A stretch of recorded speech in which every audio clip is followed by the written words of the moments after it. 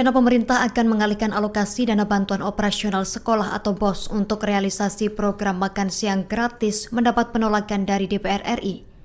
Wakil Ketua Komisi 10 DPR RI Abdul Fikri Fakih menyampaikan dengan tegas atas penolakan wacana tersebut. Fikri menuturkan negara harus taat terhadap regulasi anggaran pendidikan yang telah ditetapkan. Menurut Fikri, jangan sampai pendidikan yang menjadi korban dari program tersebut. Fikri menerangkan dana BOS merupakan pelaksanaan dari ketentuan pasal 34 Undang-Undang Nomor 20 Tahun 2003 tentang Sistem Pendidikan Nasional Undang-Undang Sisdiknas.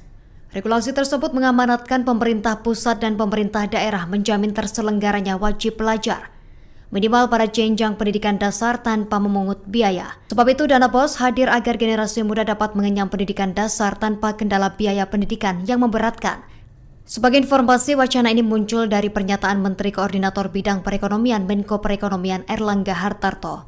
Download Tribun X sekarang, menghadirkan lokal menjadi Indonesia.